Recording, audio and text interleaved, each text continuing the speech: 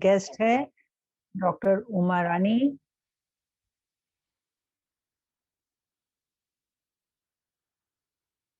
ये बहुत ही महत्वपूर्ण इंस्ट्रूमेंट है, बाबा के निमित्त बहन है और उनकी जो यात्रा है, स्पिरिचुअल यात्रा जो है वो बहुत ही अनोखी है और वो आप जो है वो नेचुरोपैथी के डॉक्टर हैं, मेडिकल विंग के एग्जीक्यूटिव मेंबर भी हैं और अलग-अलग विंग्स में भी वो अपनी सेवाएँ दे रहे हैं।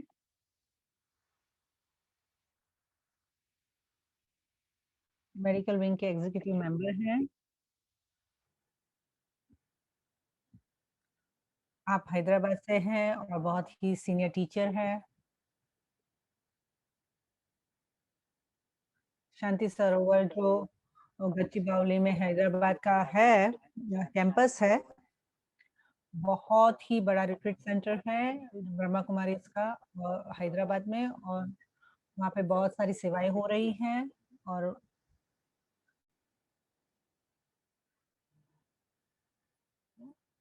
वहाँ पे बहुत बड़ा अनोखा ऑडिटोरियम है इनर स्पेस करके, वो बहुत सुंदर है। उन्होंने बहुत सभी दादी-दीदी से सभी से अपने पालना प्राप्त की है और बहुत ही ब्राह्मण परिवार की प्यारी है और आपका जो आध्यात्मिक जर्नी रही है, उसके ऊपर बहुत सारा उनका डिफ़िकल्टी हुई है और जो भी चुनौतियाँ आई हैं, उन्होंने बहुत प्यार से उसका स्वीकार किया है और उनकी बहुत सारी कहानियाँ हैं जो हम सुनेंगे। अ,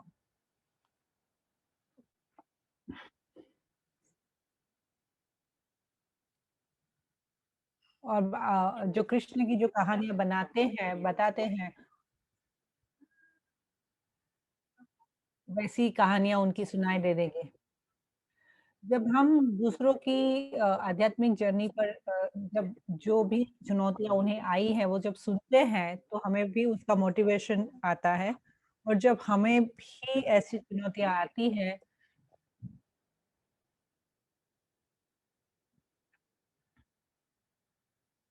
जब हम ऐसी आत्माओं का सुनते हैं, तभी हमें समझ में पता चलता है कि बहुत सूक्ष्म में अपने अंदर की आत्मिक जर्नी को कैसे हमें बनाए रखना है, कैसे उन्नति करनी है, आत्मिक उन्नति करनी है।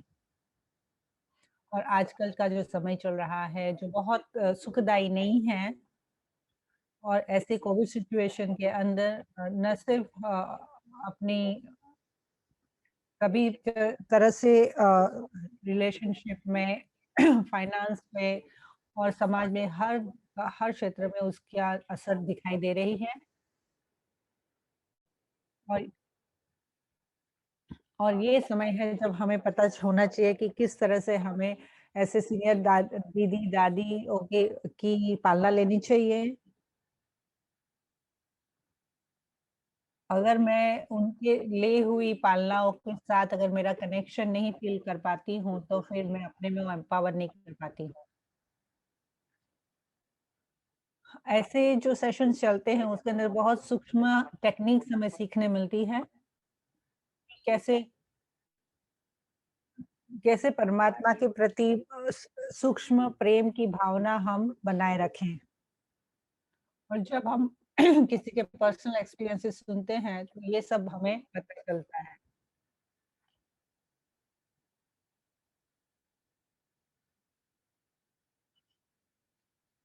आपने बहुत सेवाएँ की हैं, गवर्नमेंट में बहुत सेवाएँ दी हैं, मिनिस्टर्स की सेवाएँ की हैं और बड़ी-बड़ी कंपनीज़ में काम किया सेवाएँ दी हैं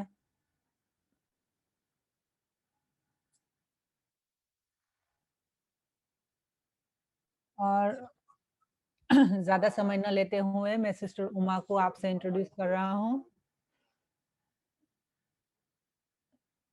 आप अनम्यूट करेंगे? गुड मॉर्निंग, गुड इवनिंग,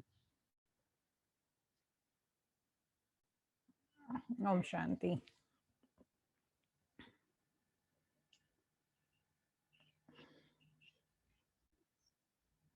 तो चलो हम शुरू करें।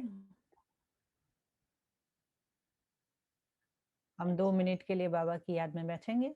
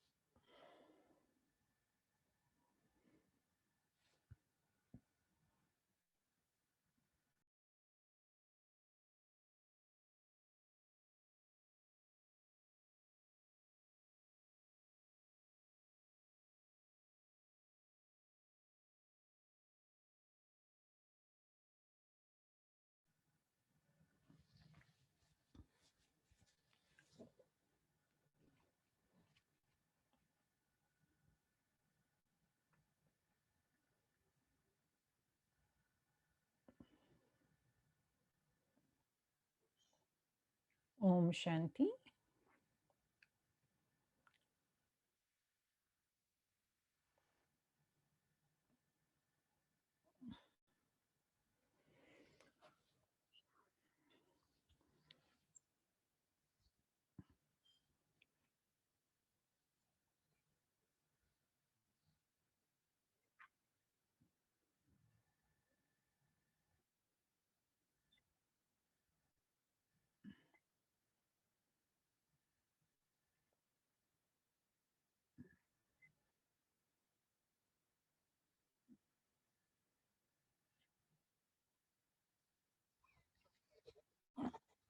सभी ब्राह्मण फैमिली को आप बहुत-बहुत गुड मॉर्निंग, गुड इवनिंग।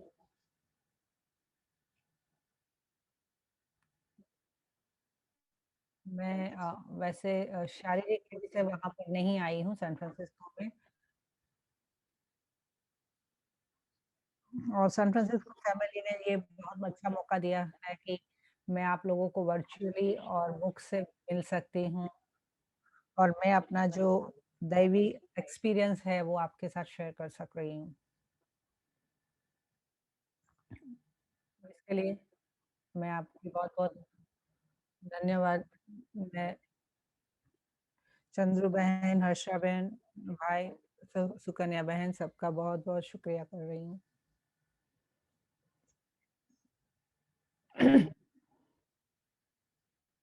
आज मैं बहुत खुश हूँ कि मेरा अनुभव मैं आपके साथ शेयर करना चाहती हूँ।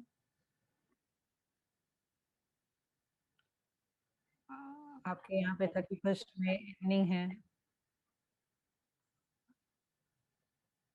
ये जून का महीना जो होता है, वो मम्मा का महीना मनाते हैं। जैसे 18th जनवरी को साकार बाबा का की यादों में हम मनाते हैं, तो इसी तरह से ये पूरा महीना जो है वो मम्मा की याद में हम मनाते हैं। और मैं बहुत खुश हूँ कि आज मुझे इतने सुंदर एक्सपीरियंस बनाने का मौका मिला है।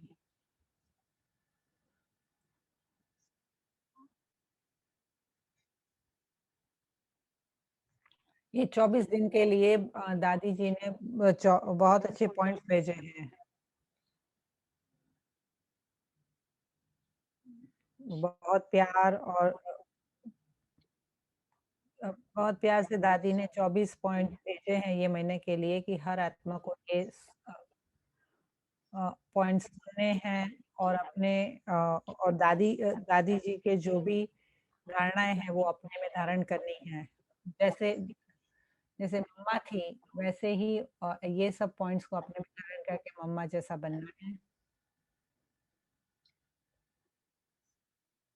मेरी आध्यात्मिक जीवन मैंने शुरू किया, मैंने मैंने जब अपना 12th स्टैंडर्ड कंप्लीट किया,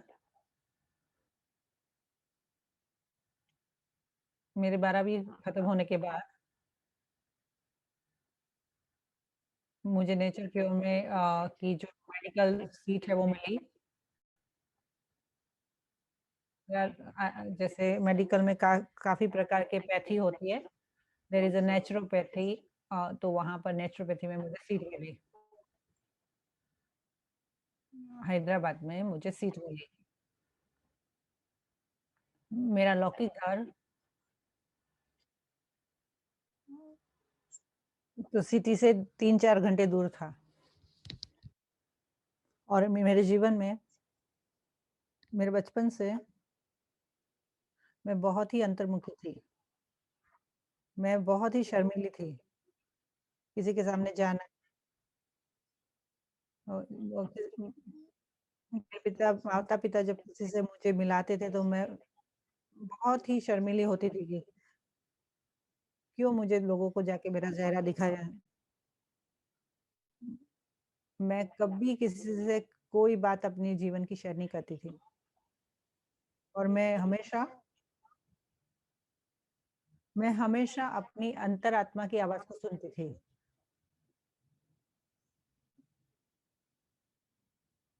मुझे कोई भी जब भी कोई निर्णय लेना होता था तो मैं अपनी अंतरात्मा की आवाज़ को सुनती थी। हमेशा मैं अपना इंट्यूशन पावर को ही फ़ॉलो करती थी। 12वीं पास होने के बाद और जब मैं नेचुरोपैथी में मुझे सीट मिली,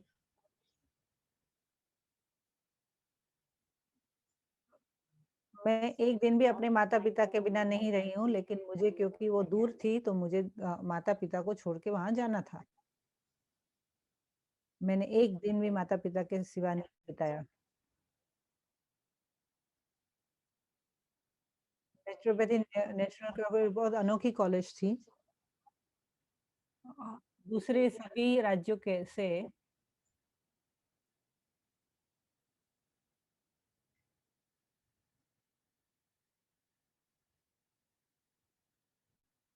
तो हर राज्य से 3-4 स्टूडेंट्स को भेजते थे। मेरे जीवन में बहुत कुछ अनोखे इंटरेस्टिंग चीजें बनी।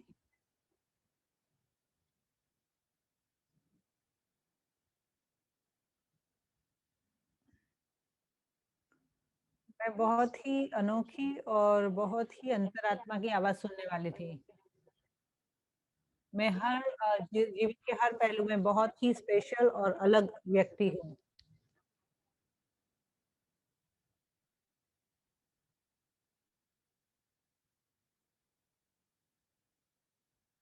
मैं ऐसी थी कि मुझे लोग जो करते थे वो मुझे पसंद नहीं था, मुझे अलग करना अच्छा लगता था। अगर सब एक जैसे कपड़े पहनते तो मैं ऐसा नहीं पहनूँगी।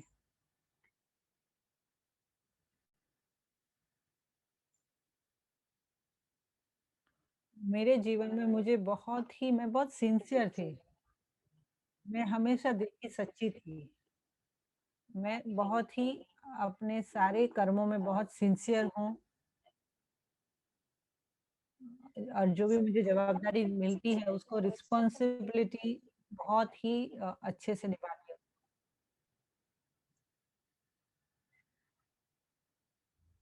हूँ।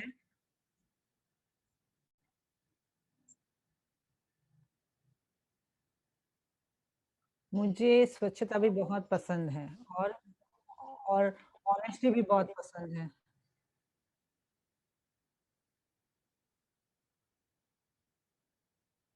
और मैं समझती हूँ कि सभी ने ऐसा ही होना चाहिए, तो ही हम अपना रिश्ता एन्जॉय कर सकते हैं।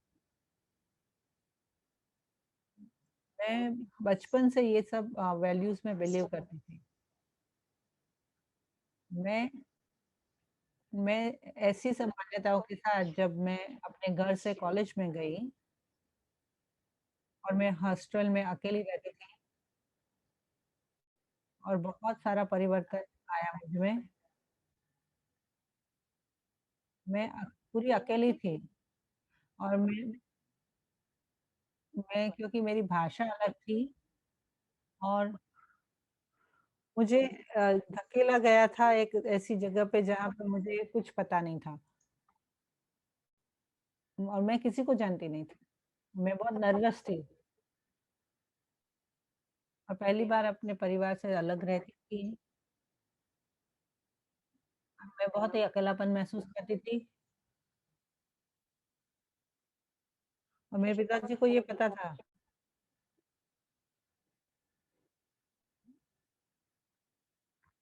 और मेरे पिताजी मुझे बहुत मिलने आते थे, बहुत बार मिलने आते थे क्योंकि मैं अकेला महसूस करती थी।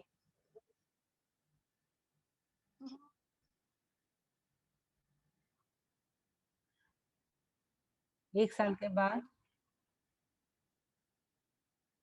जब मैं अपने घर से दूर रहना शुरू किया जैसे ही मैं अपने घर से दूर गई और बाबा ने मेरे घर में प्रवेश किया। जब मैं अपने वैकेशन में अपने पिताजी के घर पे गई, एक दिन मुझे मेरे पिताजी सेंटर पर लेकर गए।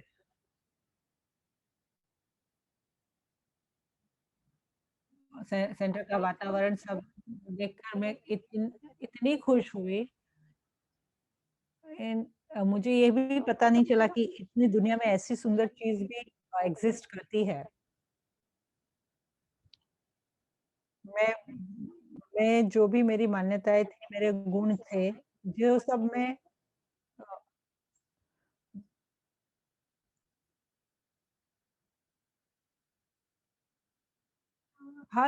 मेरे हर गुण जो हैं मेरे में थे, जिसमें मैं मानती थी, वो सब जगह पे तो नहीं मिल सकते थे। और इस जगह पे मुझे सब कुछ मिला। ऑनेस्टी, सिंसियरिटी, रिस्पॉन्सिबिलिटी सब कुछ मुझे यहाँ पे दिखाई दिया बाबा के घर में।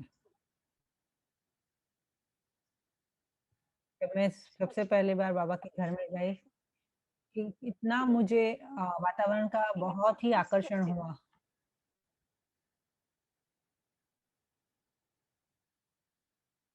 और मुझे हमेशा अनोखी चीज़ें अच्छी लगती है, तो ये मुझे पहली बार मेरे लिए ये अनोखा था और मुझे वो अट्रैक्ट कर दिया और जो बहनें वहाँ पर थी, वो मेरे से भी छोटी उम्र की थी और सफ़ेद साड़ी में थी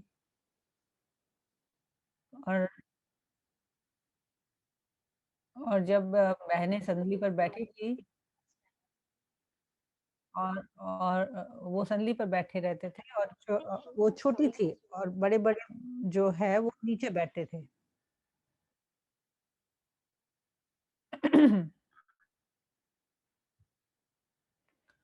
आँखें खोलकर साइलेंस में माँ-बहन संदली पर बैठे थे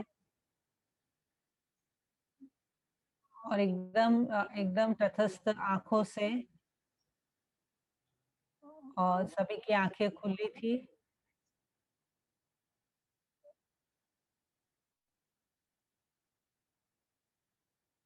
मुझे कोर्स के लिए पता नहीं था, सब कुछ वो तो पता था नहीं और वो पूरे साइलेंस में और बहुत अच्छा सुंदर गीत बज रहा था और मैं अपनी हँसी नहीं रोक पाती थी और मैं क्लासरूम छोड़ के बाहर चली जाती थी।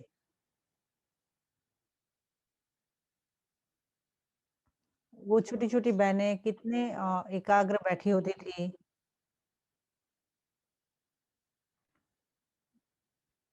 कि छोटी-छोटी बहनें फ़ोकस कर पाती और तुम नहीं कर पाती हो? मेरे पिताजी ने पूछा मुझे।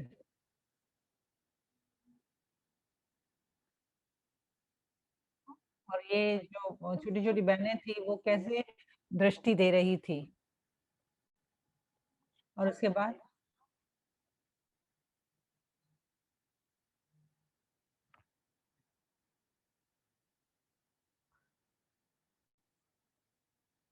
उन्होंने मैंने ये महसूस किया कि ये जो आँखें खुली है उसके पीछे ज़रूर कुछ चल रहा है और मैं उसको प्रोसेस करती थी और फिर मैं वापस कॉलेज चली गई और मेरे पिताजी ने कहा, "उमा, तुम्हारे लिए कॉलेज के बाजू में तुम्हारे लिए नई बाबा का घर खुला है। अगर तुम्हें सेंटर पर जाना है तो तुम ज़रूर जाओ।" और मेरे पिताजी को पता था कि मुझे अकेलापन महसूस होता था, तो उन्होंने कहा कि मैं अकेलापन ना महसूस करूँ इसलिए अगर तुम चाहो तो वहाँ पर जा सकती हो और मैं वहाँ पर गई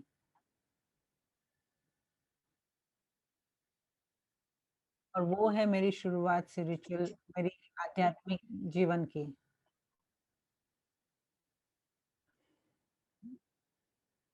मेरी दूसरे दिन एग्ज़ाम थी लेकिन मैं बाबा के घर गई क्योंकि जब बाबा मेरे जीवन में आए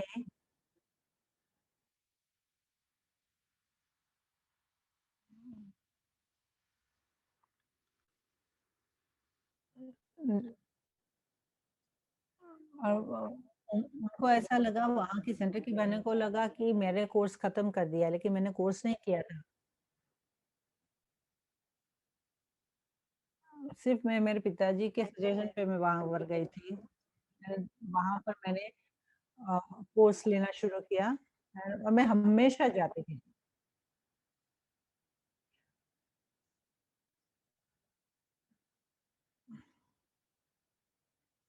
मैं बस सेंटर पर जाती थी, वहाँ का वातावरण मुझे अच्छा लगता था और बाबा के घर के जो आत्माएँ थे वो मुझे बहुत प्यार देते थे, बहुत दुलार देते थे।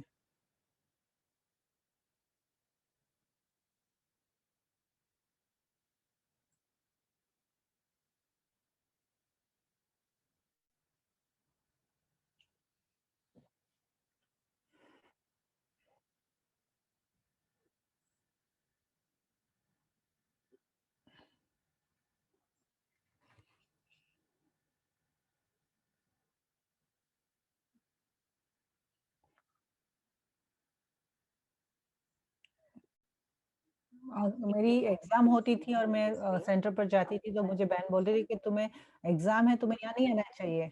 लेकिन मुझे बाबा खींचता था और मैं कहती थी कि बाबा को एग्ज़ाम लिखने हैं, मुझे नहीं लिखनी है।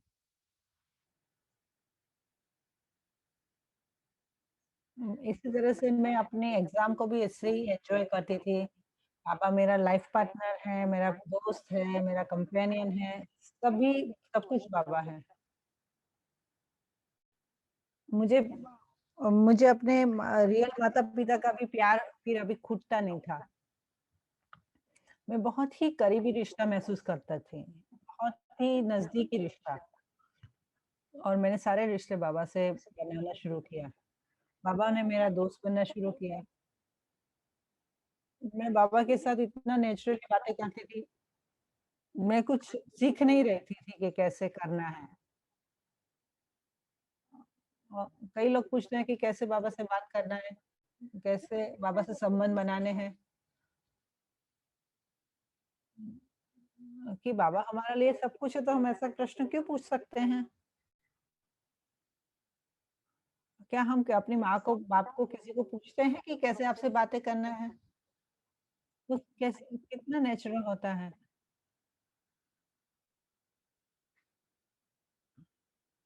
मैं 18-19 साल की थी तभी बाबा मेरे जीवन में आए। तब तक मेरे जीवन का लक्ष्य था कि मुझे अपने पिताजी को खुश रखना है, कि मेरा मैं अच्छे से अच्छी पढ़ाई करके मुझे पिताजी को खुश रखना है। अगर मैं अच्छे से पढ़ूँगी तो मेरे पिताजी खुश हो गए, बस। ये मेरे जीवन का लक्ष्य था। कोई मेरी दूसरी आशा नहीं थी, कोई इच्छा नहीं थी। मैं नेचर क्योर मेरी 12वीं सभी में जब बाबा मेरे जीवन में आए तो फिर चेंज हो गया। अभी अभी बाबा ने मुझसे खुश रहना है। जो भी मैं करूँ से बाबा को मुझे खुश करना है। मेरा जो एटीट्यूड था वो बदल गया और अच्छी बात वो है कि बाबा ने जो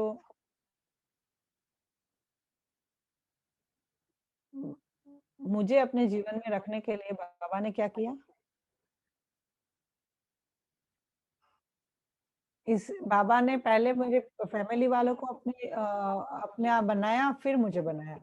अगर मैं फैमिली वाले नहीं आते तो मैं नहीं आती।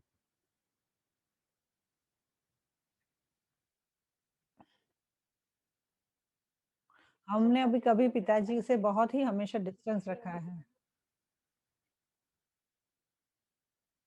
बाबा पर मेरे पिताजी मुझे बहुत प्यार करते थे। मुझे बहुत ही लगाव था उनको मुझसे। मेरे लौकिक परिवार में 3 बहनें हैं और मेरी 2 बड़ी बहनें जो शादी हो गई थी और मैं सबसे छोटी थी और मुझे इसीलिए अ,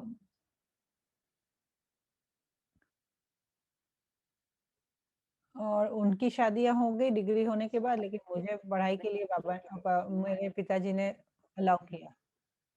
फिर मैंने नेचुरल क्योर खत्म किया। मेरी रोज़मर्रा की जीवन में बाबा, बाबा, बाबा ज़्यादा रहता था।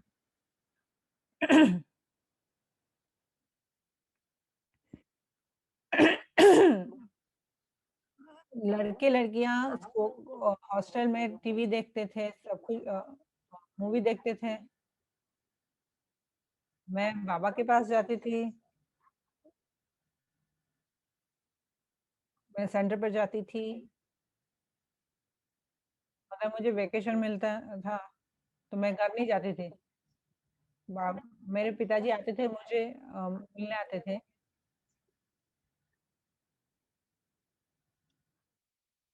मैं हमेशा सेंटर पे रहती थी और मैं सेवाएँ करती रहती थी।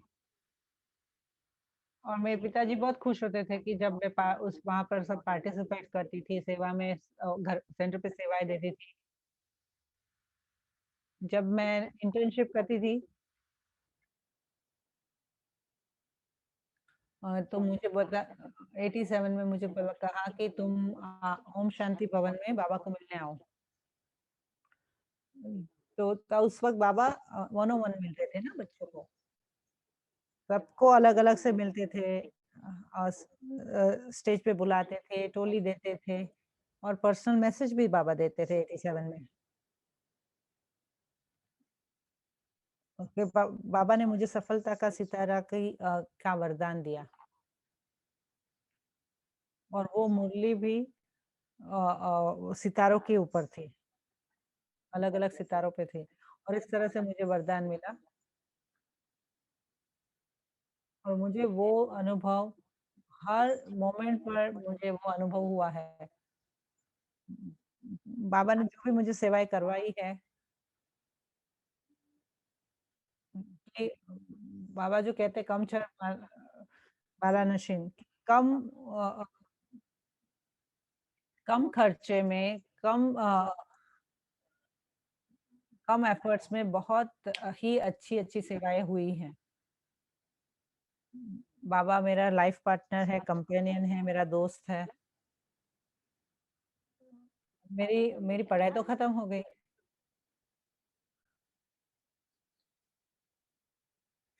तो मेरे पिताजी ने कहा कि तुम घर में ही पेशेंट को बुलाओ और घर के अंदर ही नेचुरोपैथी की डिस्पेंसरी करो।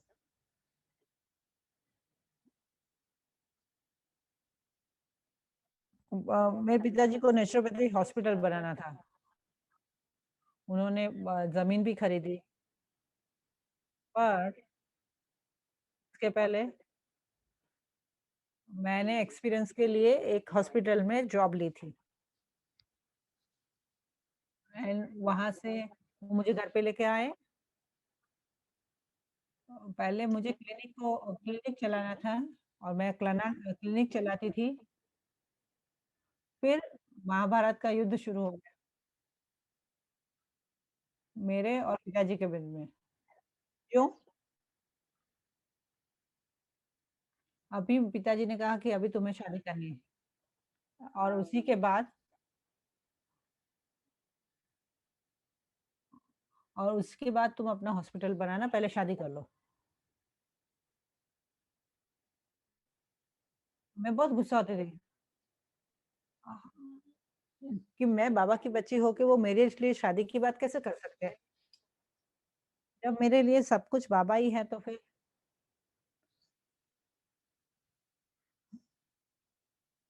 जब भी मेरे पिताजी शादी के बारे में बात करते थे, मैं मुझे टेंशन हो जाता था, एंग्ज़ायटी हो जाती थी।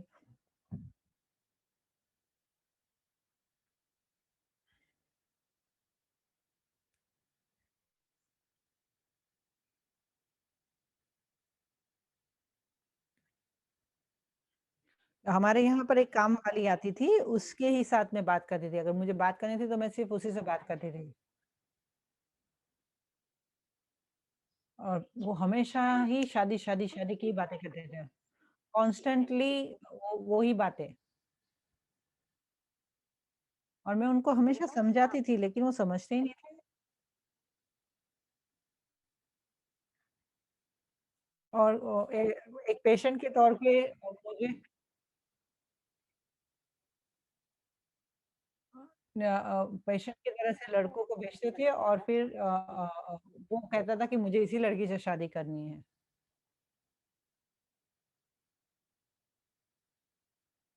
मैंने कहती थी कि आप शादी की बात छोड़ दो, सिर्फ़ हम हॉस्पिटल की बात करते हैं।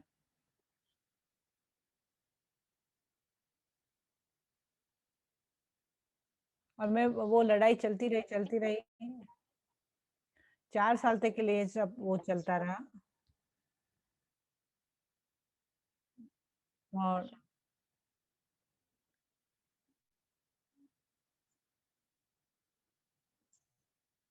सेम जो महाभारत में जो हुआ वही मेरे जीवन में हुआ। वो शादी के बारे में। और जब वो हम लोग मंदिर के कैंपस में रहते थे,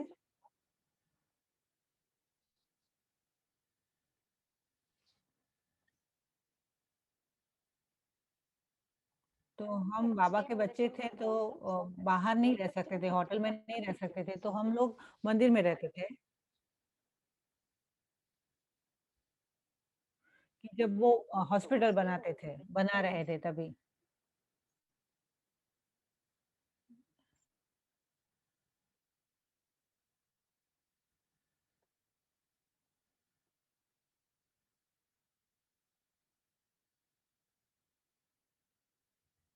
कि मुझे ये किसी ने बताया कि अगर तुमने शादी के लिए मना किया तो तुम्हारे माता-पिता जो है, तुम्हें खाने में ज़हर मिला के मार डालेंगे।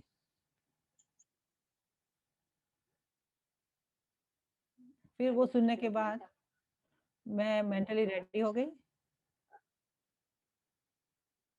और एक वो लड़का देखने आया मुझे और उन्होंने कहा उसने मैंने कहा मैं कुछ नहीं बोलूँगी। कि उनको ऐसा विश्वास नहीं था कि हाँ, कि मैं मान जाऊँगी और मैंने कुछ बोला ही नहीं कि हाँ, हाँ, चलो आपको जो करना है वो करो। और फिर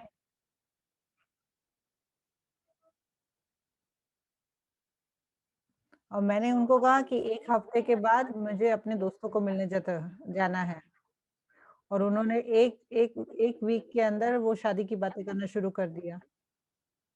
जब वो जब मैं जब हैदराबाद जाने वाली थी,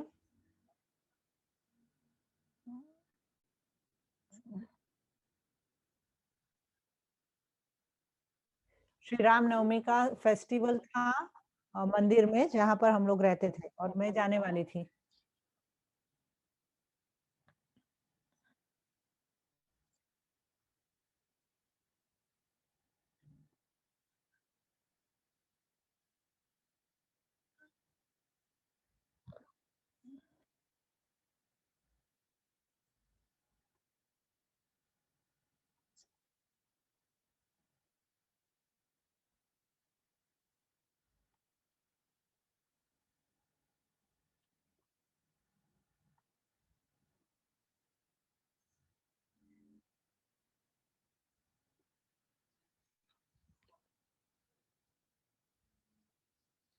तो मैं उसके बाद सेंटर पे गई, तो वहाँ पे जो सेंटर की बहन थी कि अकाउंट में अकाउंट की मीटिंग में गई थी, तब मैंने वो बहन को बोला कि मुझे छुपा के रखो जहाँ पे मेरे पिताजी मुझे ढूँढ ना लें।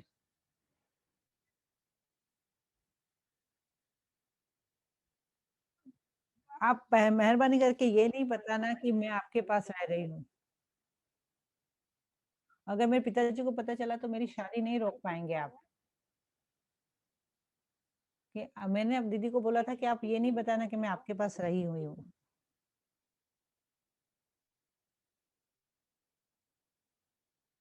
सिकंदराबाद में नीला दादी जी थी, उनको ने उन उन्हों उन मैंने सबको बता दिया था कि मैं यहाँ पर हूँ, मेरे पिताजी को नहीं बोला कि हाँ, वो शादी की डेट जाने के बाद आप भले बताना।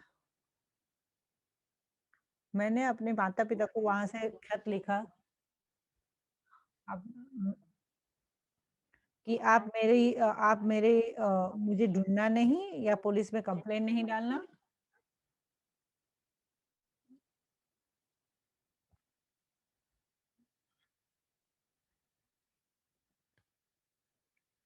मैं आपके नरक जैसे घर में मैं रह नहीं सकती हूँ। और जस्ट मैं अपने घर छोड़ने वाली थी,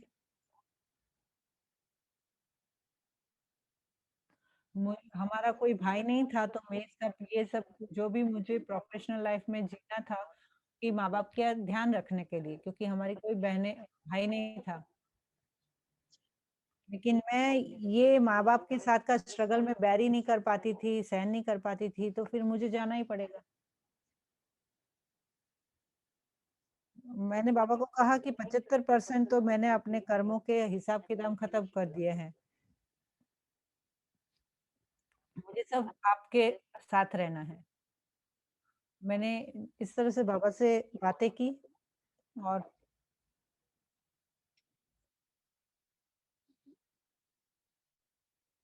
महाभारत में भी ऐसा ही हुआ था। भक्ति में वो मानते हैं, श्री कृष्ण भगवान है।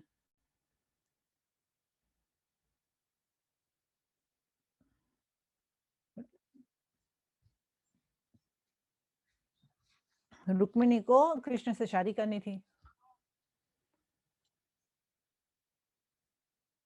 और वो बड़े बड़े राजा के घर के थे, तो रुक्मिणी की शादी जो थी उनके माता-पिता ने किसी और से की थी, फिक्स की थी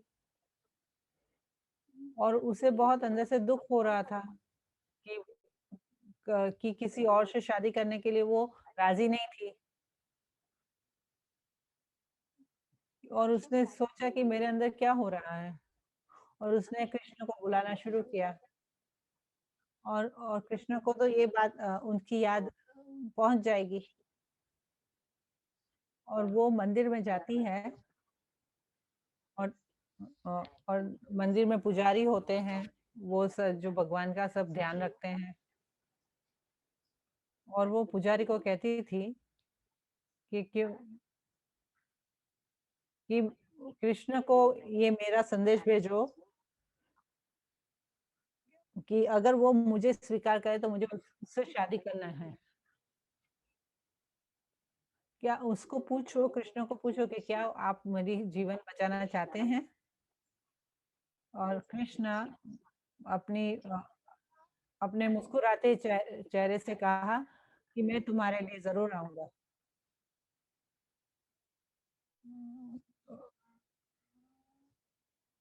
और कहा कि जब तुम मंदिर में शादी के पहले मंदिर में आओगी तो मैं अपने रथ पर लेकर मैं तुम्हें ले जाऊँगा। तो जैसा रुक्मिणी को जैसे ले गए, सिर्फ़ एक ही रुक्मिणी तो नहीं है ना और एक ही पार्वती तो नहीं है ना।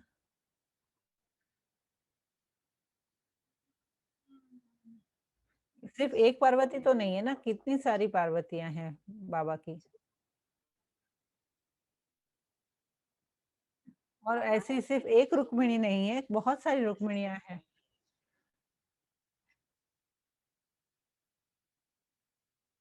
हमारी हम जब समर्पित होते हैं तो जैसे कि बाबा के साथ शादी होती है तो उसके सारे जो फ़ोटोग्राफ्स हैं मैंने वर्षा भाई को दिखाया था। और 14 दिन के बाद मैंने अपने माता-पिता को बताया।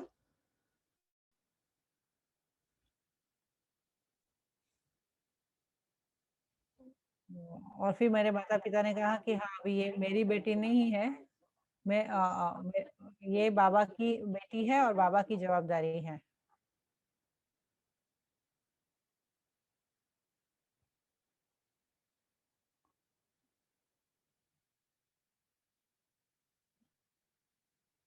मैं अपने माँ-बाप के सामने उनकी बेटी बन के नहीं जा सकती थी। वहाँ पे ये नीला दादी जी जो है वो ये जो बीच में है वो नीला दादी जी हैं।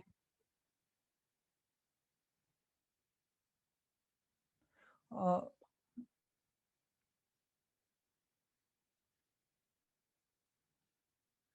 और वो दादी ने कहा कि अगर तुम चाहते हो उसे मिलना तो तुम्हें उसकी हर बात को मानना पड़ेगा। और मेरे पिताजी ने तो मान लिया लेकिन मेरे घरवालों ने नहीं माना कि ये अपनी मर्ज़ी से चली गई। और तो फिर मेरे पिताजी को उन्होंने चिढ़ाना शुरू किया कि तुम उसका क्यों सुन रहे हो? कि मेरे पिताजी ने बोला कि ये मेरी बेटी है और मेरी ज़िम्मेदारी है और इसलिए मुझे बाबा के हाथ में उसका हाथ देना है। जब दादी जी ने उन्हें कहा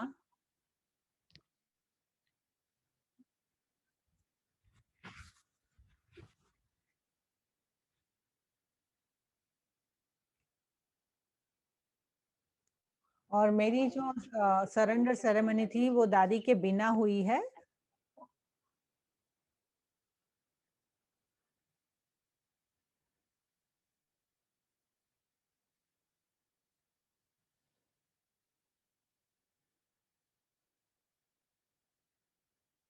केवी का राजू जो है वो जब मैंने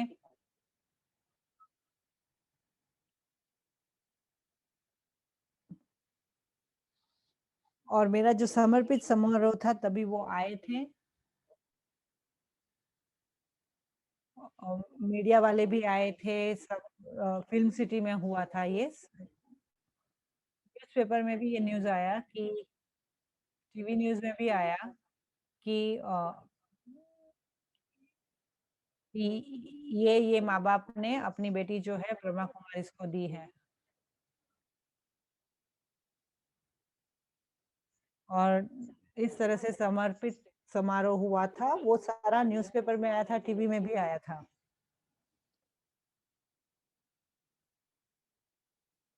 उस समय कोई ब्रह्मा कुमारी को ज़्यादा जानता नहीं था अर्ली 90s में। बहुत ही अलग रीति से बाबा के हाथ में मेरा जो हाथ भी दिया था, वो बहुत ही अलग रीति से दिया था। और और जब संतोष दीदी आए थे हमारे घर पे, उन्होंने राखी बंधी, हमारी जो ज़ोन इंचार्ज है, वो 80s में संतोष दीदी से मैंने राखी बँधवाई थी।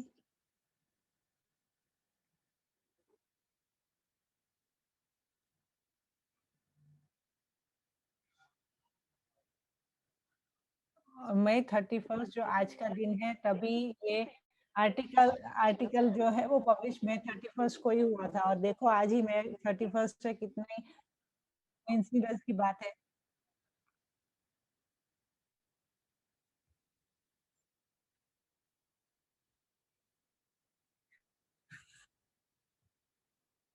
हाँ, तो आप लोगों ने मुझे समर्पित समारोह का कांग्रेचुलेशन देना चाहिए।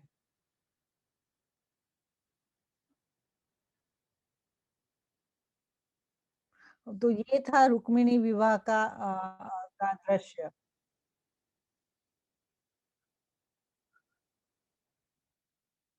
अगर बाबा ने मुझे स्वीकार नहीं किया होता तो मेरी लाइफ भी ऑर्डिनरी हो जाती थी। जैसे कि लोग जैसे हैं दूसरे लोग जीते वैसे मेरी लाइफ जीती। क्योंकि बचपन से नीला दादी जो है, जो अभी है नहीं, जब मेरे पिताजी मुझे ढूँढने के लिए आए थे,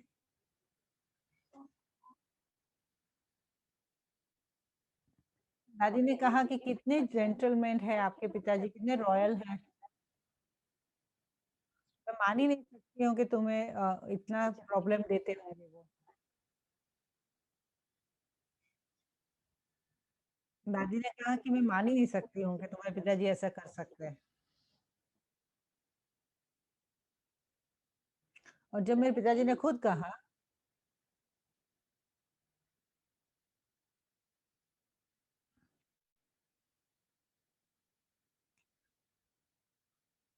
कि मेरी बेटी को ये जो सास-ससुर ये शब्द बचपन से नहीं पसंद है। तो जब भी वो ऐसे शब्द बोलती थी, तो वो अपसेट हो जाती थी। मैं अपना मुँह बनाती थी जब कोई ये इन-लॉ, सासू, ससुर ये सब बातें करते थे तो।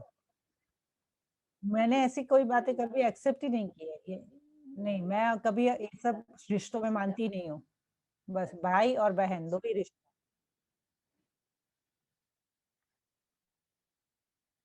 तो दादी जी ने अलग से परमिशन लिया माउंट आबू में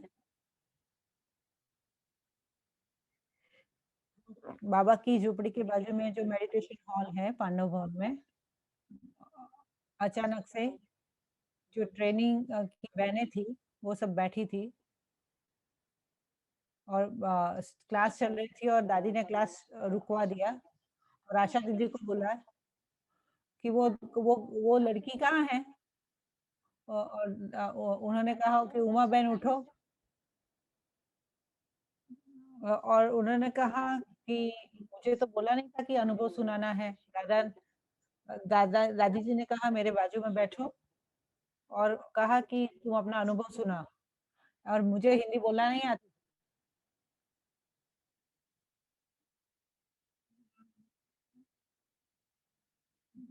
मुझे हिंदी आती नहीं थी।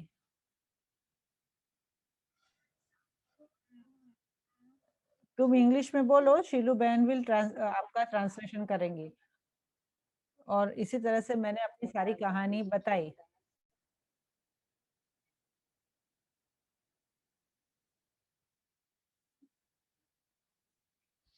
कि अगर साकार बाबा ने तुम्हारे जैसी कुमारी को देखा था तो वो नाचने लगते थे कि इस तरह से उन्होंने अपनी जीवन कुमारी ने अपना जीवन समर्पित किया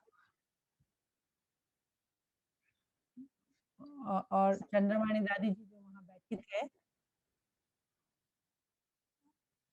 वो मेरे माता पिता हैं 1996 की 6 में मेरा समर्पित समारोह माउंट आबू में हुआ चंद्रमणि दादी जी ने जब मैं उनके सामने गई उन्होंने मेरा हाथ मेरे गाल पे रखा अपना हाथ कि पागली इतने समय तक तुम कहाँ थी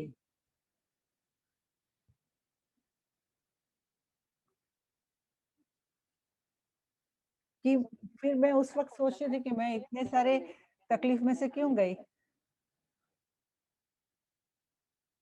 और उसके बाद मैं बाबा की बन गई फिर कोई बंधन ही नहीं है मेरी मेरी लाइफ में पूरा फ्रीडम था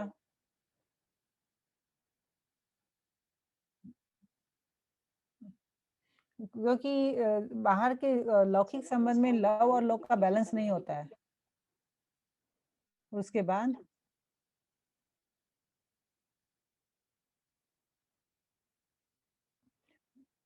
मैं 5 साल तक उसी सेंटर पे रही मैं वहां पर सेवाएं की वहां पे बहुत सारे सेंटर्स बने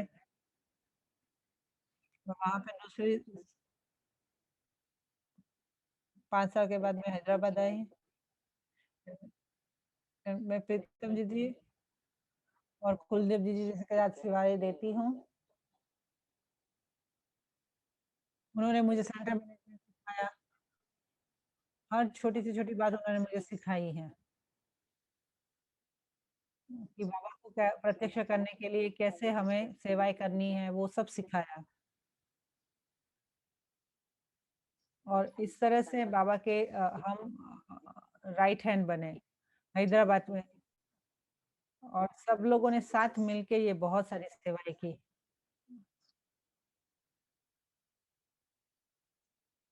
चंद्रबाबू नायडू जो स्टेट स्टेट गवर्नमेंट जो है, जिन्होंने 34 एकड़, अ, चौ 34 एकड़ की लैंड ज़मीन दी और वहाँ पर फिर बहुत बड़ा रिट्रीट सेंटर बना। मैं 25 साल से हैदराबाद में, अ,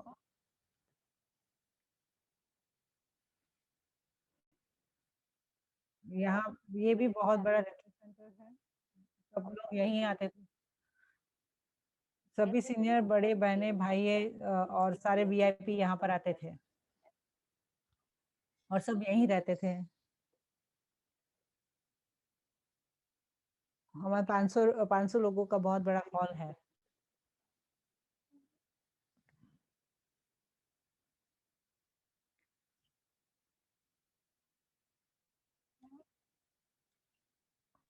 यहाँ पर सभी तपस्या, भट्ठी, क्लासेस, सेमिनार सब कुछ होते हैं। इस तरह से यहाँ पर सेवाएं हो रही है। अभी तो कोविड की वजह से इतनी बड़ी सेवा स्थान की जरूरत ही नहीं है, लेकिन ये समय जो है, जो हम अपने भीतर जाएं और बाबा को याद करें और स्पिरिचुअल लाइट और माइट को सारे दुनिया को फैलाएं। ये सिर्फ आधी बिल्डिंग है जो आपको दिखाई दे रहे हैं।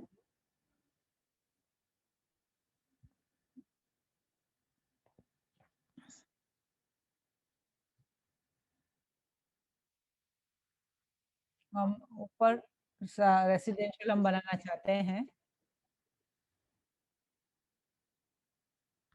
और पहले माले पे हॉल है।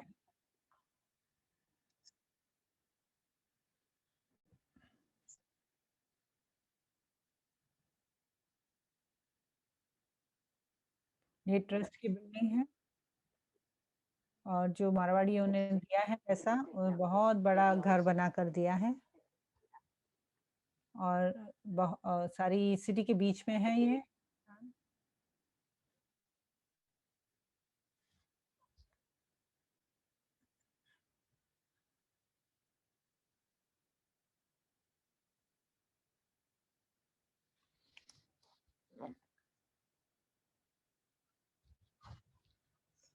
पंचतंत्र के 5 प्रिंसिपल जो है वो मैं आपको बताती हूँ। बेसिक प्रिंसिपल है। ये बहुत इजी है, लेकिन प्रैक्टिस करने में बहुत तकलीफ है।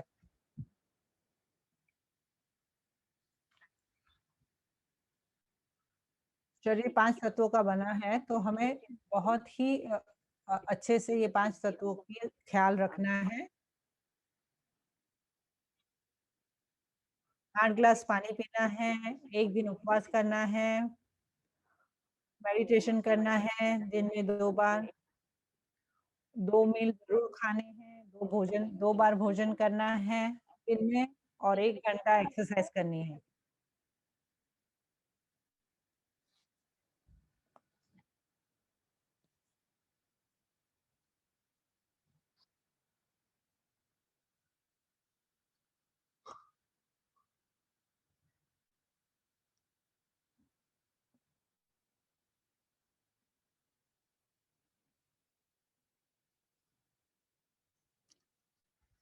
फ्रूट जूस और लिक्विड पे फास्टिंग करना है, उपवास करना है। तीसरी बात, ये नेचुरोपैथी में भी कहा गया है कि 2 बार भगवान को याद करना है। 2 ही मील खाने हैं, और 1 घंटा एक्सरसाइज करना है।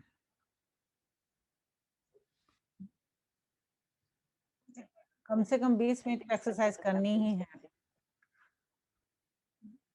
ये पंचतंत्र के 5 मूल सूत्र है, जो कोई भी हम इसे फ़ॉलो कर सकते हैं।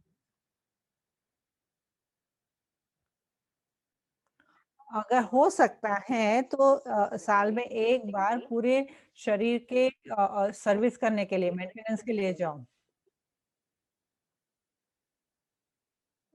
3 दिन के लिए भी नेचुरोपैथी में जाओ, मसाज करो, वाटर थेरेपी करो, सन बाथ करो, ये सब करो, ज़रूर करो। 1 वीक तो ज़रूर करो नेचुरोपैथी में और वो हमारी नेचुरल हेल्दी लाइफ के लिए बहुत अच्छा है और वो बहुत अच्छा है। और इस तरह से हम अपनी नेचुरल जीवन को बनाए रख सकते हैं।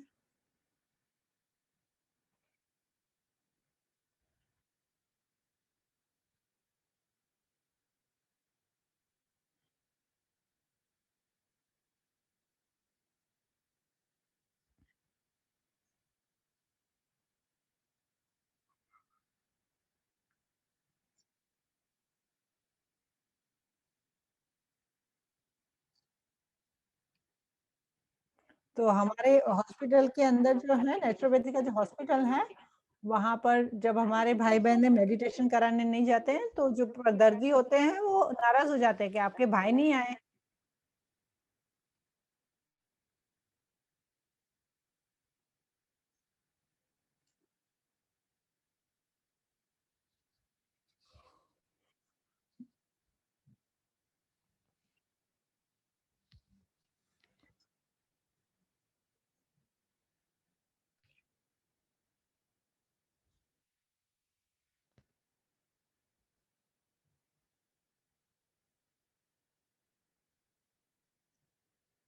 तो जब भी वो होता है नेचुरोपैथी में 2 बार भर्जन कराते हैं, तो वो मुझे ऐसा फ़ील होता था कि ये परमात्मा से तो बात नहीं हो पा रही है।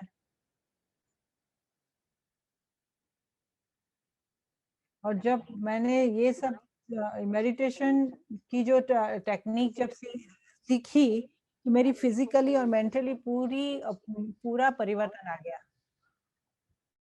और मेरे बैच में भी जब मैं वहाँ पर पढ़ती थी, तो मेरे बैच वाले भी सारे को मुझे देखकर सीखते थे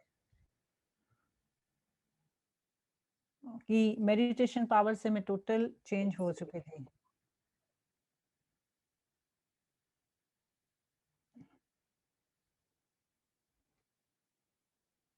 आपके ये बहुत अच्छी बात है कि किस तरह से परमात्मा ने आपका जो प्रोफ़ेशन है, उसने परमात्मा के करीब आया।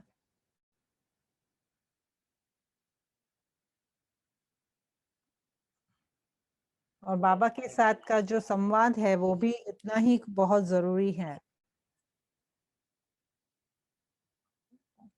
कुछ प्रश्न हैं?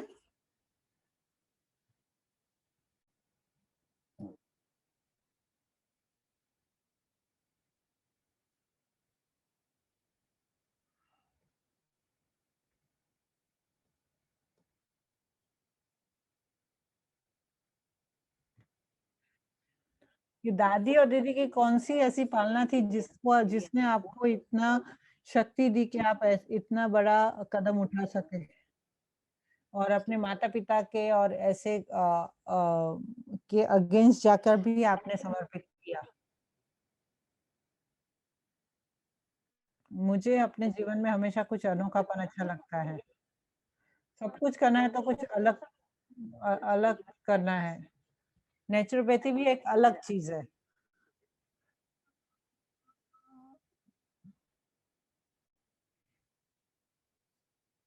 जब मैं माउंट आबू में ट्रेनिंग लेने गई थी, दीदी, दादी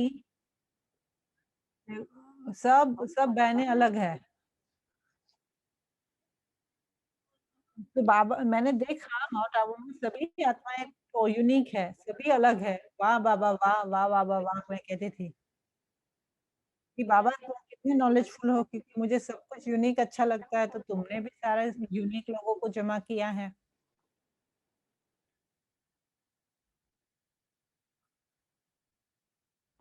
जो यूनिक बच्चे होते हैं वही बाबा से अट्रैक्ट होते हैं।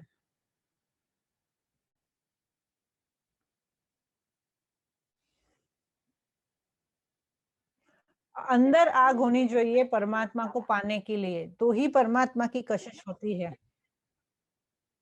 तभी वो नेचुरली होता है। तो पूरा प्रोसेस नेचुरल होता है। नेचुरोपैथी में और बाबा के मार्ग में मुझे कभी कोई तकलीफ नहीं हुई है।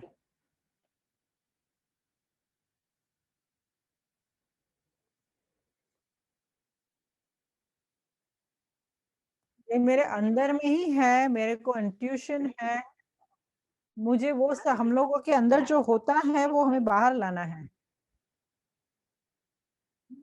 बाबा हमें पढ़ाई देते हैं जिससे हमारी बुद्धिमत्ता बढ़ती है।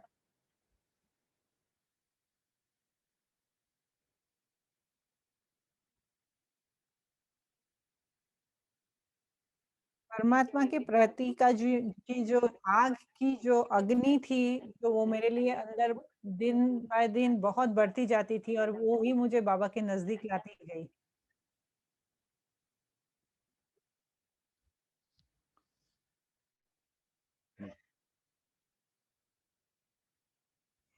बस अंदर एक लगन होनी चाहिए कि बस मेरा जीवन जो है वो परमात्मा के लिए है। बाबा के सभी बच्चे बहुत ही यूनिक हैं। बाबा और ड्रामा आपको सपोर्ट करेगा, बस आपकी एक हिम्मत होनी चाहिए, तभी वो हो सकता है।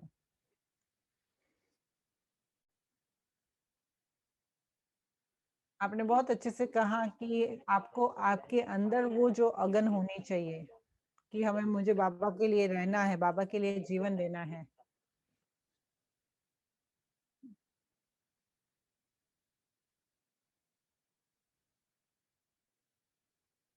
मैं बचपन से ही बाह्यमुखी नहीं थी, अंतर्मुखी थी, तो हमेशा अपनी दिल की आवाज़ सुनती थी। ये तो मैं कभी दूसरों की बातें नहीं मानती थी, मैं सिर्फ़ अपनी अंतरात्मा की आवाज़ सुनती थी। मेरी माँ को मेरे लिए कुछ आशाएँ थी, मेरे माता-पिता को आशा थी, सेंटर की बहनों की थी, लेकिन कई आत्माओं को मेरे जीवन में एंटर होना था, ले क्योंकि बाबा ने मुझे अपने लिए ऑलरेडी ऑक्यूपाई कर लिया था और मैं बाबा की याद में रहती थी। 18 वर्ष साल की उम्र में मैं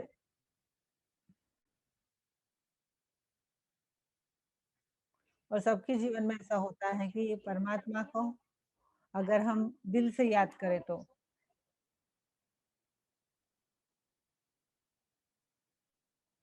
आज भी जो है छोटी-छोटी कुमारियाँ जो है बाबा से अट्रैक्ट हो जाती हैं, वैसे मैं भी हो गई।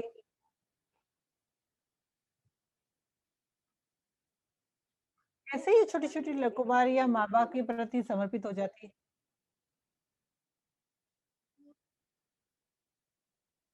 कि संगम युग के बाबा के साथ जीवन जीने में जो होता है वो सारे कल्प में सिर्फ़ एक ही बार होता है जहाँ पर हम बाबा से इतना जुड़ जाते हैं।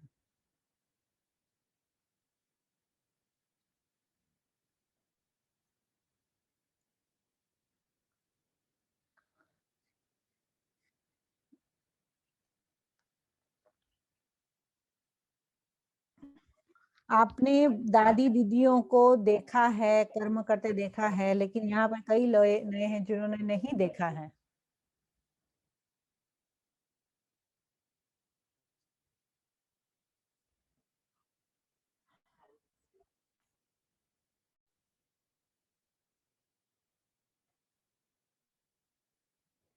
तो दादी को अगर आपने सचमुच में मिले नहीं हैं, तो वो किस तरह से वो पालना को प्राप्त करें?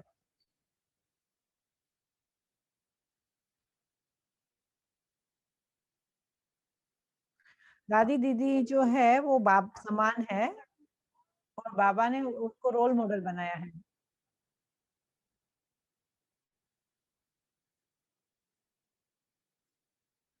और हमें दादी जी जो थे वो हमेशा इंस्ट्रक्शन देते थे, कैसे सेवाएँ करनी है। अभी कोई ज़रूरत नहीं है।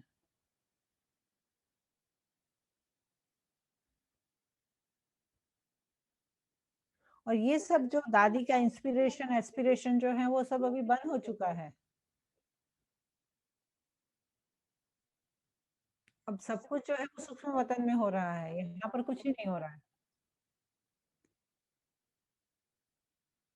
जो भी देखना है, जो भी बाबा का पाठ देखना है, सब कुछ सूक्ष्म में देखना है, यहाँ पर नहीं देखना है। ये शरीर के भान में रहकर वो महसूस करने का समय चला गया। हमें इस समय को समझना चाहिए। अभी बाबा ने मुझे चुना है और ज़रूर बाबा बाबा ने मेरे जीवन के लिए कोई लक्ष्य दिया है और बड़ी-बड़ी दादी-दीदियों ने हमारे लिए मैसेज छोड़ा है। मेरा दादा बाबा ने क्या कहा, निरंकारी निहाकारी भव। हर दादी ने कोई ना कोई मैसेज दिया है। सभी सीनियर बहनों ने भी कहा है।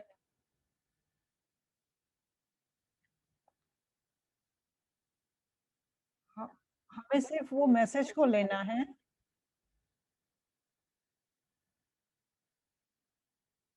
और जैसे कि हम यहाँ पर अनुभव शेयर कर रहे हैं, इसी तरह से सभी जगह से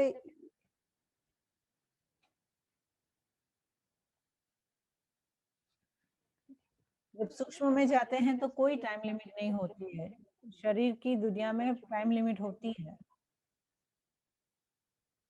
बाबा को क्या चाहते हैं?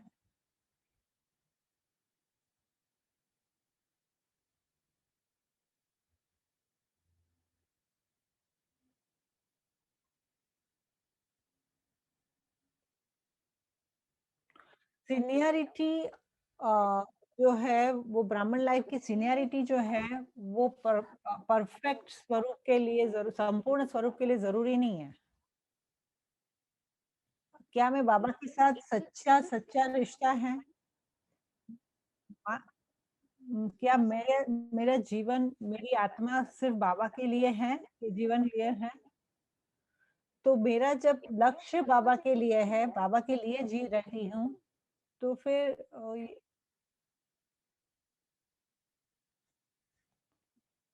बाबा मुझे बहुत सारे मैसेजेस देते हैं कि मैं मुझे इम्प्लीमेंट किया करना है। अगर मेरा दिल क्लीन और क्लियर नहीं है, तो वो मुझे बाबा का मैसेज नहीं मिलेगा।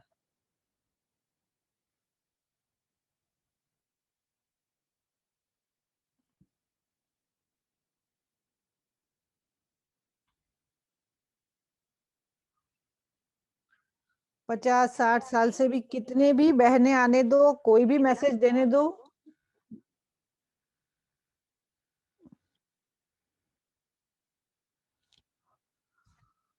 लेकिन बाबा चाहते हैं कि अब हम सूक्ष्म वतन में रहें।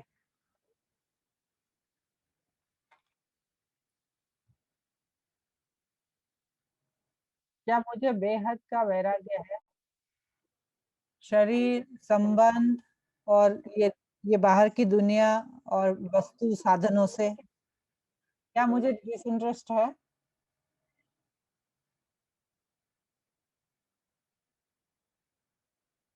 अगर वो है, तो धीरे-धीरे मेरे लिए इन सब बातों को स्वीकार करना ईज़ी हो जाता है।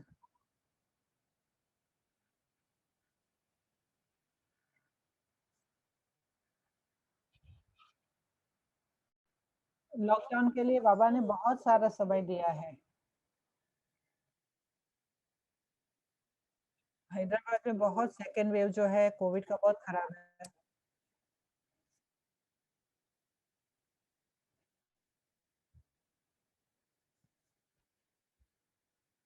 बाबा ने आज भी कहा है ना कि ये सारी दुनिया कब्रिस्तान है। तुम क्यों उस कब्रिस्तान से तुम्हारा मोल लगा हुआ है? क्यों? कौन कहता है हमें? भगवान कहता है। कौन बोल रहा है ये सब? परमपिता परमात्मा कहते हैं। ये सच्चा है, ये सच है। ये दुनिया सारी कब्रिस्तान होने वाली है। सब आज देखो सब जगह पे डेड बॉडी दिखाई दे रही है। रोज़ डेड बॉडी बढ़ती जा रही है। क्या है?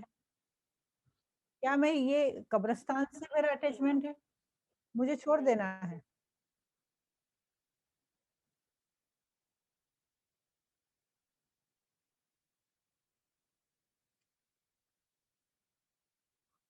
बाबा ने पहले ही कहा है, बहुत सालों पहले,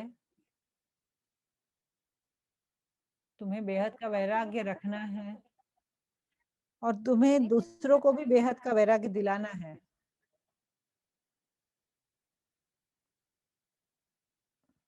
अंत समय में तुम्हें लोगों को ज्ञान नहीं सुनाना है। हम तुम्हें बेहद के सन्यासी बनना है, बेहद के वैरागी बनना है।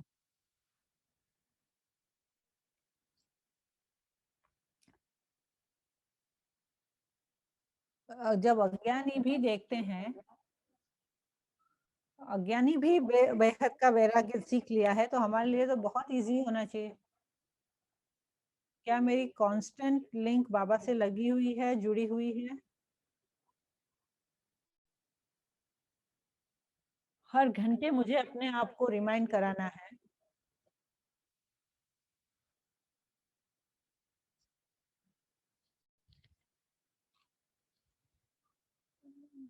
हर घंटे मुझे अपने आप को रिमाइंड कराना है कि क्या मैं बाबा से जुड़ी हुई हूँ, और हमेशा मुझे अपनी चेकिंग करना है।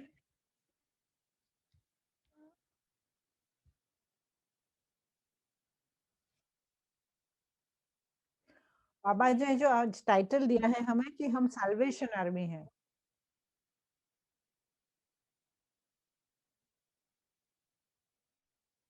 जैसे डॉक्टर और मेडिकल प्रोफेशनल लोग अभी जैसे वो अपना रोल कर रहे हैं, तो हमारा रोल क्या है? तो हमें भी उन आत्माओं की सेवा करनी है।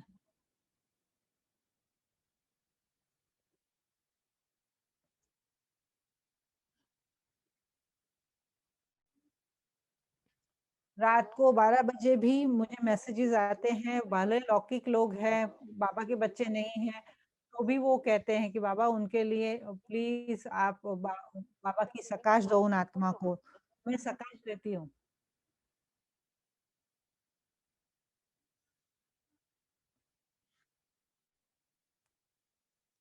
और मैं बैठकर उन आत्माओं को सकाश देती हूँ, जिससे कि वो शांत हो जाए।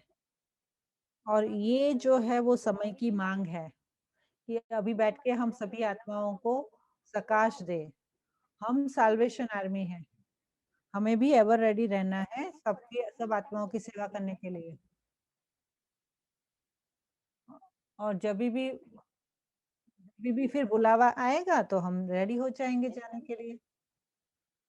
अभी भी हमें बाबा का बुलावा आ सकता है, और बाबा को कहो कि हाँ मैं रेडी हूँ आपके साथ आने के लिए।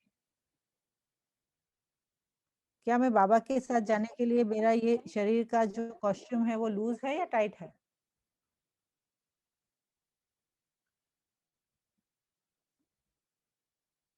लास्ट पेपर जो है वो बाबा ने पहले ही बता दिया है।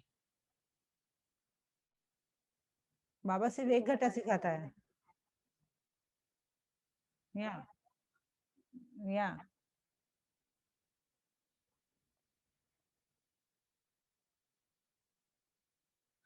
एक 1 घंटे बाबा क्लास कराता है, मुरली क्लास, और 23 घंटे प्रैक्टिस के लिए देता है। हमें प्रैक्टिकल के लिए बाबा कितना टाइम देता है, क्योंकि ये सारी बातें जो है वो प्रैक्टिकल में करके दिखानी है।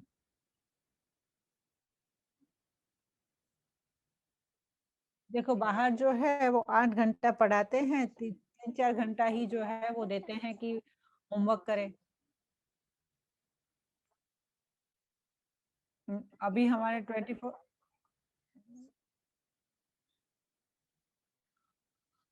हम बहुत आसानी से डिटैच हो सकते हैं और बाबा की याद में बैठ सकते हैं।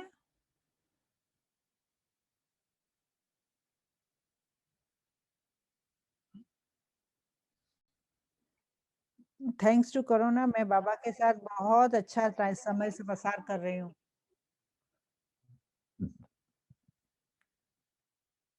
कोरोना ने हमें सिखाया है कि हमें रियल रियल योद्धा कैसे बनना है। हमें सचमुच मुक्तिदाता बनना है। हमें सभी आत्माओं को मुक्ति देनी है। उनके उनके दुःख दर्द से उनको छुड़ाना है।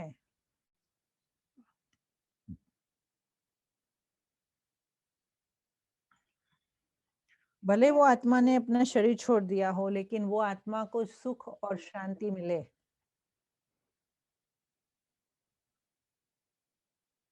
और ये जो भाषा है, विचारों की भाषा है, वो उन आत्माओं को बहुत आसानी से मिल सकती है। हम लोग को कॉन्स्टेंटली इन शुभ भावना का सप्लाई करना है।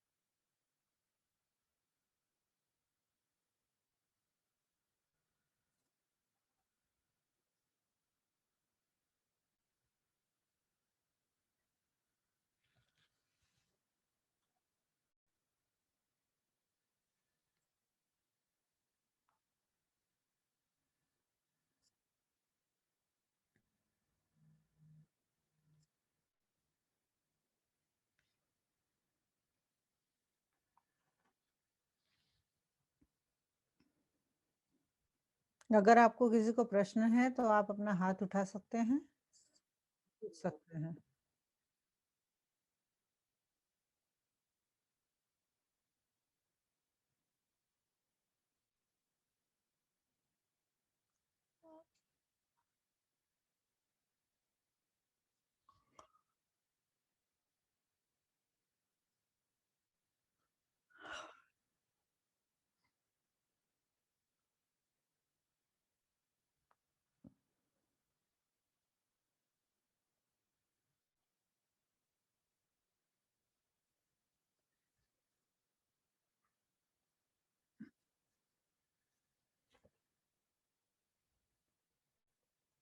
अगर तुम्हारी शादी होनी है, तो तुम्हारी होती ही है। ड्रामा बाबा कोई कुछ नहीं कर सकता।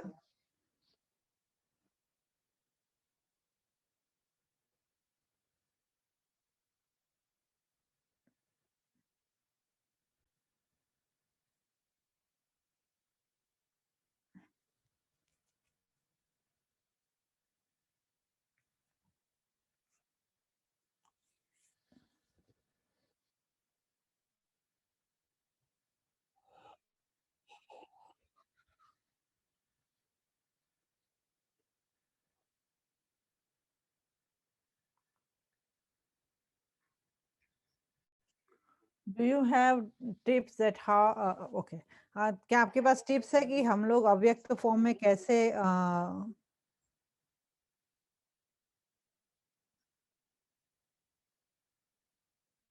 ट्रैफिक कंट्रोल करो?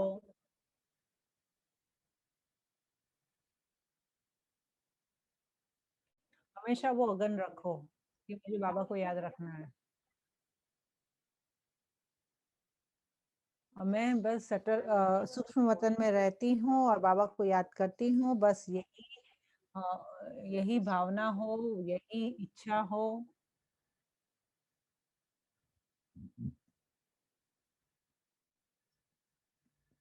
मैं और बाबा दोनों सूक्ष्म वतन में बैठकर सेवा कर रहे हैं।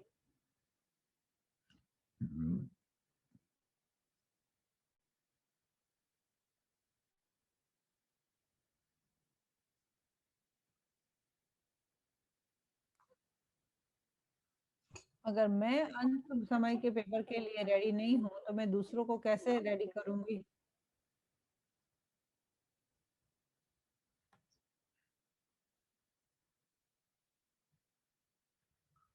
जब भी बाबा से बुलावा आए तो मुझे बाबा के साथ जाने के लिए मुझे रेडी रहना है।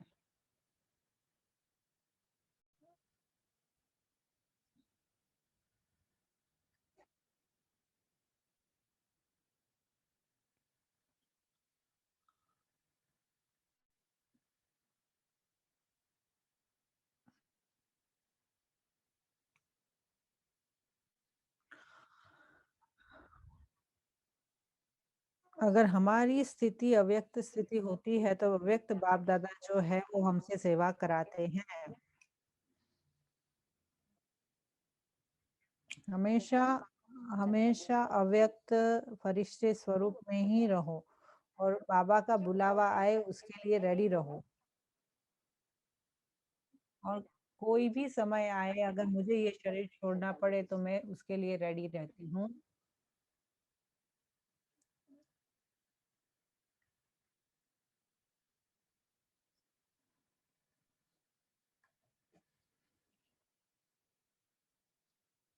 अगर मुझे पास विद ऑनर बनना है,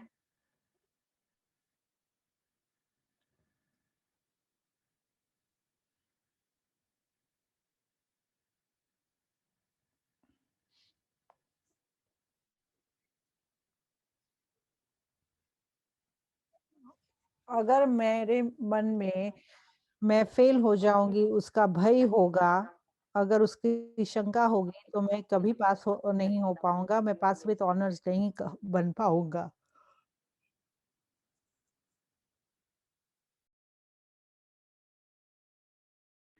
हम मुक्तिदाता हैं, हमें हमारे पास सारी शक्तियाँ हैं,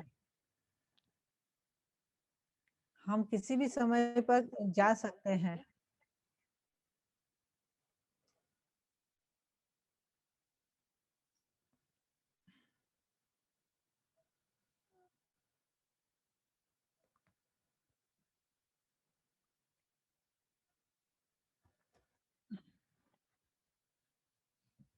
हमें हमेशा अंतर्मुखी रहना है, तो बाबा के लिए बाबा के अंतिम क्षण के लिए हमेशा हमें रेडी रहना है। और बाबा ने बुलाया तो हमें रेडी रहना है, बाबा के साथ जाने के लिए।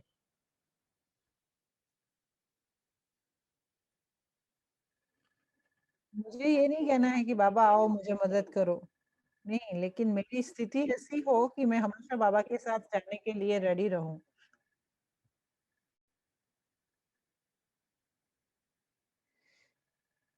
स्वमान से जीना है, स्वमान से मरना है। ये भी बाबा ने हमें सिखाया है।